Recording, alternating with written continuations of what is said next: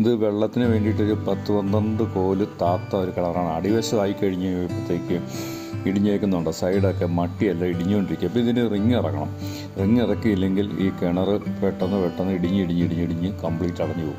അതിന് റിങ് ഇറക്കുക എന്ന് മാത്രമായിട്ടുള്ള വെള്ളം. നല്ല വെള്ളമൊക്കെയാണ്, അടിവശം നല്ല ചെളിയൊക്കെയാണ്, മട്ടിയൊക്കെയാണ്. പക്ഷേ റിങ് ഇറക്കാതെ ഈ കിണർ നമുക്ക് മുന്നോട്ട് കൊണ്ടുപോകാൻ പറ്റത്തില്ല. കണ്ടോ, ഇടിഞ്ഞുകൊണ്ടിരിക്കുന്ന സൈഡ് എത്താത്തുന്നതനുസരിച്ച് ഇടിഞ്ഞുകൊണ്ടിരിക്കുക. അപ്പോൾ റിങ് നമ്മൾ ഇറക്കിയിട്ടുണ്ട്. ഒരു 3-4 റിങ് നമ്മൾ ഇറക്കിയിട്ടുണ്ട്. അത് പോരാ, മോള് വരെയും വരുമ്പോഴത്തേക്ക് 10-18 റിങ്ങോളം വരും. ഇപ്പോൾ കലങ്ങി വെള്ളം കിടക്കുന്നതാണ്. ഇതൊക്കെ തേകിക്കളഞ്ഞ് വൃത്തിയൊക്കെ ആക്കാനുള്ളതാണ്. ഇപ്പോൾ റിങ് ഇറക്കുന്നത് എങ്ങനെയാണെന്നുള്ളതാണ് കാണിച്ചത്. ഇപ്പോൾ 6-7 റിങ് 3-4 റിങ് ഇറക്കി വെച്ചിരിക്കുന്നതാണ് കാണുന്നത്. ഇനിയും നമ്മൾ ഇതിലേക്ക് കൂടുതൽ റിങ് സൈഡിൽ നിന്ന് ഇറക്കണം. ഈ മണ്ണ് എൻ്റെ കൂടുതൽ കല്ലില്ലാത്തതുകൊണ്ടാണ് ഈ മണ്ണ് ഇടിഞ്ഞു പോകുന്നത്. നനവ് കെട്ടുമ്പോൾ ഇങ്ങനെ ഇടിഞ്ഞു പോയിക്കൊണ്ടിരിക്കും. റിങ്ങാണ് ഏക പോംവഴി.